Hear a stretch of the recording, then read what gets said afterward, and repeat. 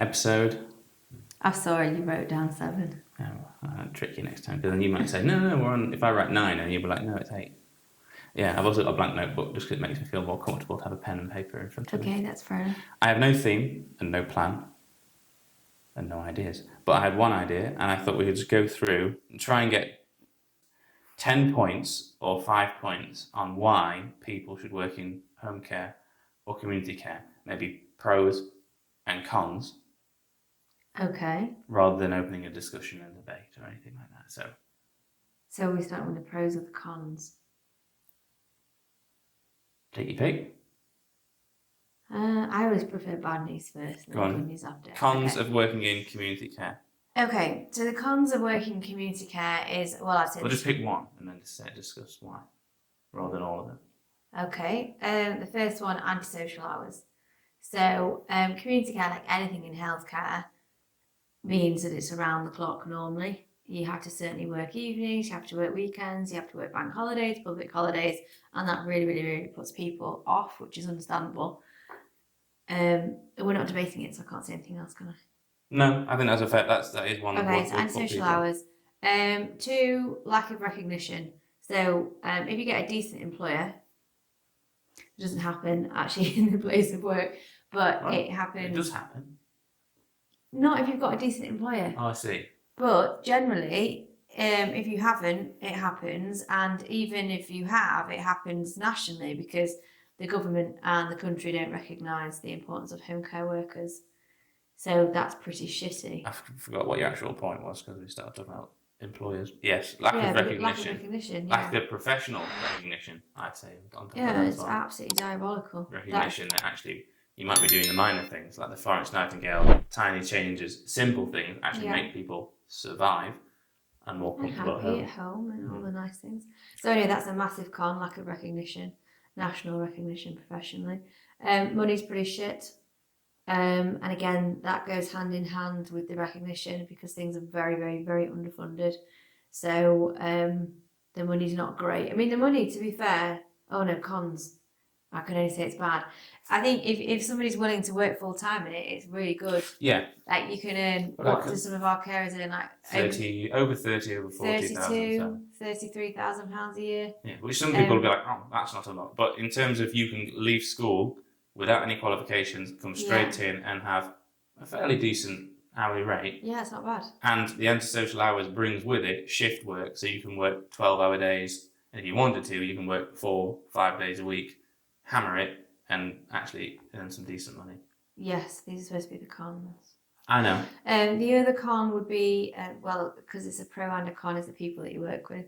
So I'm talking like your client base, that some days that can be really, really, really hard. So one of the biggest things we say in training to people is you always have to be your best self as a carer. And that's actually really trying when you've got everybody else's worst self. So if you're going to 10 clients in a day and 8 out of that 10 are in a bad mood and the other 2 have got really advanced dementia, so they're aggressive or they're challenging, it can feel pretty shit. So that's another con. Yeah. Using your own vehicle, I always think, is one of the bad ones. I see that as a pro. Yeah, but you've got to have a car, maintain it, mileage. Let's say you had a PCP, so how many miles do you do a year? And everyone's like, well, personal use, 10,000. This is not supposed to be a debate, this is supposed to be short, quick answers. Just agree with me then. Okay, so, I don't agree with that point. You've got to put miles on your personal car. Yeah, but so you do have to be working anywhere. Like, if you have a commute, you do. Really. Yeah, but... you do. Yeah, for a commute, but then you stay still. Yeah, but you can, depending on where you commute to, you're talking to the wrong person. I used to do a massive commute, so yeah, but you used to drive an hour and then you would stop. You wouldn't be driving. Yeah, but then you have to drive back. I bet you I racked up as many miles going to and from that big trust as some carers do in a day here. Definitely, it's the same. Not a full-time worker, you wouldn't. We can map that out. We can work that out. Plus, again, that was your choice. You chose to work an hour and 50 minutes. Yeah, but so do these people who choose to work in community home care. Yeah, but it's still anyway. This is supposed to be short and fast, so that one can move us nicely into the pros because that can swing between the two. It's a con to some people using your own vehicle. It would be a pro to other people.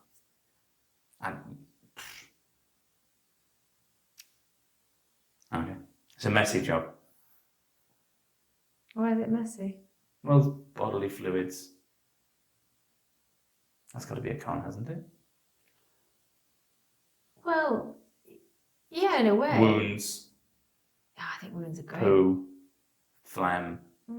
Again, I find phlegm interesting. It depends. Sometimes you have to realise that you're the exception to the rule. Yeah, maybe, but I think there must be millions of people like me. Otherwise, people wouldn't do. I think you would. Yeah, I wouldn't think you wouldn't do it. medicine, But I they mean, wouldn't in do terms care work. of, yeah. But again, this is why it's difficult to do this with you, because to you these things would all be huge cons, and they're just standard to me. Also, if they would be a con to you, if any of these things are a con, don't do it. Literally, don't do the I job. agree with that. Because I agree with it's that. Marmite. So if anything was going to be a make or break, please just don't even bother trying, because it needs to be people that are really invested in doing it. If that someone would don't do it. do it. Yeah, I know, which is great. You're perfect. But if you say to somebody, you can go and do this companionship call or this Yeah. shopping call, or you can go and empty someone's commode. Yeah, There are very few people that are going to go and choose the commode. I would. I think just going. There's not enough going on. Just going to do Yeah, no, some but you're shopping. like you say, you're health based, so Yeah, I suppose. Anyway, okay, if you like, a con could be could be. some of the personal tasks that you have to encounter in the caring role. We'll put it like that. But I do agree. There are obviously that is part of the job in terms of the pro. You're doing that to make someone more comfortable Oh, it's amazing. and safe and well. It's amazing. So it does come with the territory. I appreciate that. Yeah, and if it doesn't, don't do it. You don't want people that want to do it who can't do the things that need to be done to do it. I agree with that. I do agree with that. Okay, are you done with your cons? Because I think really there was only 3 big ones. But What are the 3 big ones? and In social hours. In summary, the 3 big cons of working I was going to in answer community you. care. I know, but I can cut it. Okay, sorry. Go on. To you make can it ask, sound you like- can ask your question again, and I'll answer it. So in summary, the 3 big cons of working in social care, community care. And social hours, Mhm. lack of recognition professionally, and pay. Those two go hand in hand. Yeah, whereas you see, it's still, I don't think pay is that bad. It probably isn't, but I don't think any of these. I think are it is. bigger. It is once you get. It probably is in the fact that, from a carer perspective, you can be very experienced and very knowledgeable and very skilled, and it doesn't probably increase in level with that experience. I think from a starting position, it's actually good. Yes, when I'd agree. when compounded with the shift work element, because you can put a lot of hours in. Whereas you work at Costa, you get what you deserve working at Costa, but you are like, we open at 9:30 and we finish at 4 or 5 or whatever. So it's like, well, you are, or any retail job, you are stuck within those hours. Mm-hmm. This is supposed to be quick. It is quick. Okay. So are we now on to the pros? Yes. So what do you think the biggest pro is from working in healthcare? Helping people. Helping people. Yes. That is right. Caring for people. Yes, absolutely. Making them comfortable, safe, and well Yeah. Where? in their own home. Which is just incredible. Mm. Because if you think you get to a point where you're actually fairly helpless and in need of loads of people to support you to complete your activities of daily living, and you can get to do that at home because of community care services, it just does not get sweeter than that. Not for the client, not for the relatives, the friends, the neighbours. You know, it's a win-win Or the for hospitals, everybody. really, because then they're not having extra patients. I always think about the person. Fuck the hospital. Well, you'd already said everybody else. Yeah, but what I mean is that makes it actually. I just wanted to linger on that point because it makes it incredibly Sorry, sweet. no, we're lingering. I wanted to Savoury. Savoury. No, because that is absolute sweetness of that stage of somebody's life and being able to be at home in their own surroundings, their own pictures on the wall, their own bed, everything. It's just it's wonderful. You're a very happy old person, aren't you? Yeah. Okay. I think it's wonderful. So that's the biggest pro. Yeah, obviously. And one of the cons, we'll switch in here, is that people generally don't recognise how big that pro is because it's huge. And I don't think anyone can realise it until that person in that position who needs to be at home. It's absolutely massive. So impactful, so brilliant for everybody involved. And then, yes, obviously, it benefits the national health system because it prevents people from being in there when they don't need to be. Well, you're the eyes and ears every single day. Yeah, you know the person better than anybody. It's holistic care, so the hippies are happy, and I mean that respectfully because I, for one, am all for holistic care. So it's a bit of everything. Every aspect of the person's looked at, they're kept safely where they want to be. The hospital need not bother, or they can chuck them out really, really quickly with less guilt and a bit more consideration because they know they're going somewhere safe. It prevents people even going into the hospitals a lot of the time. Streamlines things with the GPs, with the OTs, physios, social workers. That's like we're a web of connection between everybody. We're like personal assistants to really high-flying business people, but in healthcare. We're all that to I'm not a sure person. how that works, but Yeah, it I know, does. I know what you We mean. organise all sorts, everything. We bring everything together. I know what you mean. We highlight things that need doing. We raise attention to things that have been missed. Oh, it's just fab. It's really good. It's fab. It is, yeah. I think anyway. What are the other pros then? Because you've kind of covered a lot of bases there. The self-worth you get out of doing it, because I think there's so many people in the country, and I can say that because I know a lot of them, and they tell me this themselves. This isn't me just being a generalised, opinionated general. It's people do jobs or do things that give them absolutely zero purpose. Yeah. They don't feel like they're involved in anything or contributing anything back. And as human beings, we actually get an enormous amount of satisfaction out of being purposeful and feeling like we're needed and we're contributing to something. So lots of the jobs that people do are very run-of-the-mill, and they don't necessarily, they're all important. Every job's important because it generates something. I would say Not every job. okay, well, you know me, I don't agree with just pure social media presence. So that's not necessarily important, but I suppose it is, depending on what you're talking about. Anyway, my point is there's lots which are literally you clock in at 9, you clock out at 5. A sense of purpose. You just go through the motions, whereas a sense of purpose is what so many people actually need to thrive, not just survive. So it's really important for the person themselves, is my point. So it's a win-win. It gives something back to the people you're looking after, and it gives an enormous amount of self-credibility, self-purpose, a reason to get out of bed in the morning, a reason to feel proud about something. It gives so much back to you as a person. I'd agree with that. Even from working in the HR and the finance side of it, it's still a sense of satisfaction. Well, you're working in a sector that you're doing it. Facilitates. You're supporting it, you're developing it, you're making sure it moves forward. Like there are 100 jobs. Yeah. Well, there's maybe not 100, but there's probably 10 different jobs you can do in the care sector that mean nothing to do with hands-on care. You're not just putting it. You're not just facilitating crappy products imported from China, putting boxes for Amazon. It's not just a game to like stack them high, sell them cheap. It's not a profit game. It's a purpose game. It's a service before it's a business, and it's brilliant. And so the two biggest pros is obviously what it gives to the person, what it gives to the carer or the caregiver. The third one would say what it actually gives back to the nation as a whole, because it prevents usage of the NHS or can protect that a little bit, quite a lot, and other supporting services. So I'm saying generally that's huge, and that's why one of the biggest cons is a lack of recognition, because nobody recognises that. Or I think they do really, really quietly, but they don't say it out loud. It's political suicide, because as soon as you start, soon as you start pushing for social care, then people say, "Yeah, but it's private," and then they'll pile on whoever it is that's pushing for social care. But it has to be private because nobody else cares enough about it to do it. Well, also they can't afford it. So. Plus they can't afford it. But what I'm saying is, I afford the NHS. I think people do recognise it, but they won't recognise it because they can't afford to recognise it. If that makes sense. And your team's brilliant. That's really nice to feel part of a group. Plus, you can work individually. Yeah, despite being a remote worker, you are kind of still. You're still as part of a team, so that's actually. You realise really, that when really you nice. get the staff mobiles back when they leave, and you see they've not deleted their text messages. Their text messages. So yeah, everyone can see what's being said About the people in the office. About the people in the office. Oh, you've really distracted me because I'm thinking about. That's all right. I had a point anyway. Even though you're working individually, team swings and roundabouts. Yeah. But because I was thinking a sense of freedom, yes, flexibility, and autonomy. Yes, to a degree. Definitely. So you get all those things within the role. You can have that time to yourself, but be solidly part of a team, and the flexibility. You're completely right. I mean, obviously, our company has some restrictions, so there has to be a minimum shift pattern, for example. But aside from that, people can pick and choose what they like, really, within those brackets.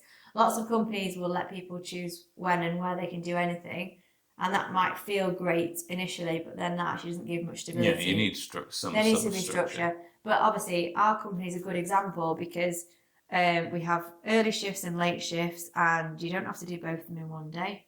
You could just do whatever you want to do.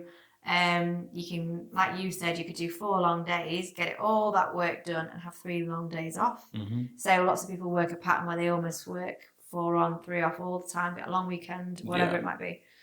So there's lots of flexibility in that way. It supports people with small children. In that we way managed as to well. accommodate some single mothers Well, or we have working some parents. school runs, so we have working parent runs. It's not the norm, I don't think, but No, probably not. although I think, Not in like you say, I think structure. not within the structure. I Yeah. think other agencies do support Would it do and in manage a firework way, whereas we have specific working parent school runs structured, and they work for people.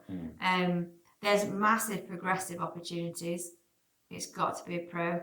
I think every staff member we have working in our office, including the most senior woman who is absolutely exceptional at her job, started on as a hands-on carer. I was going to say that when everybody has progressed. Leading on from the experience and the pay that doesn't necessarily increase with the experience, there are opportunities, however, to be registered manager, compliance, working management, compliance, finance, recruitment, Training. HR, training. It's just brilliant. Advertising, marketing. Yeah, it's within that company. Yeah. And everybody that we have in ours, I mean, we're a small company, but still everyone we've got has been developed and pulled through. And I think assessing. Loads of different things. But I think that's a really, really remarkable quality because there's not many industries where everybody can start on the ground floor and then manage the damn place if they wish. Lots of other companies would require certain qualifications or certain entry levels, whereas that's not kind of how. Well, one of the biggest things, apart from work ethic and a bit of some of the brain, is knowledge of the sector, because it is quite nuanced. So you want everyone to have come through the ranks and then be in the office. Well, then everyone understands, and we're obviously a big believer in you don't ask someone to do something that you've not done yourself or you're not willing to do yourself, and that makes a big difference to them, like the ethic, ethos of the company. So. But there's not many places that you can do that. But if you are 17 or 18 and you're thinking, what should my first job be? I'd say go and do it. Yeah, definitely. Sense of purpose, because you get a decent wage. Yeah. In a sector which is bigger than the NHS but isn't shouted about as much. So if you think of anything that's as big or bigger than the NHS, it's like, well, if you still want to do it in 5 or 10 years' time, your options are management, finance, HR, senior carer, assessing, registered manager. You get pension, obviously. Yeah. Which I know is very hard for us as employees to support, because obviously we don't actually get that financial. It's also not as good as a government pension. So if you were going to say work in the NHS, if you want to be a healthcare assistant in the NHS, it's not, but it is better than nothing, and it's good to be part of it. Also, it'll probably go up. Yeah, it will go up. It also, another pro is that there's you can come and do this job if you're from a different country on a skilled worker remit, and I think that's really, really valid. It's really hot in the media at the minute about how crap people are treating international workers, especially in the healthcare system, which we've always known about. You don't need to read a newspaper to know that happens. Obviously, you just know that through your staff. Well, it's always happened. It's happened to domestic, whatever the word is, workers and international workers. It doesn't matter across the board. Always, people get treated badly. It does, but in particular, these people have been taken massively advantage of, financially mainly, and in how much they're allowed to work and how they're not. But obviously, we don't do that. We do everything as we should do because it's fair. By the book. Yeah, always fairness, firm but fair. But anyway, the point is that's a massive pro, I would say. It's for everybody. Yeah, it is for everybody. But the good thing about that being a pro is it actually leads into the skill set of your service, because obviously anyone coming on an international license has to have certain qualifications, certain amount of experience in the industry. So it brings in different varied experiences and skill. So I think that's a pro as well. What I'm saying is there's some aspects of it, how it's managed, make it a very positive place to work, a very positive platform to be involved in. Definitely. Yeah. I think we've covered most of the pros and cons, certainly the big ones. Yeah. With room to discuss in more detail on a different episode. Yeah. So you've done the 3 top cons. What are your 3 top pros? Is obviously the person. Making sure they're as happy and as comfortable as possible. The other person that's delivering the care. Sense of worth. Sense of purpose. And then do the third. I'm tempted to say career opportunities, to be honest, rather than helping The whole picture of Yeah, because otherwise it was going to be, what it gives back and how it protects the NHS. But the first two do that already. So the first to do that anyway. So I'd say the third one is career progression. You can come into it with no experience, no qualifications, you don't even need GCSEs, and right the way through. yeah, which let's be right, that's a lot of people. Yeah, it is, That and is it still a should lot be of as people. well, because not everybody's academic, not everybody can apply themselves at that sort of adolescent time of their life, for whatever reason. Not everybody has been given that opportunity No. either. So you say, well, I need a job, Help. and I need to start. Yeah. Care home, domiciliary. And I don't just want to be in a call centre or working in a takeaway shop or whatever it might be. It's the one platform where you can come in, and you can come in at the bottom and go out at the very, very, very top with having nothing with you when you come in.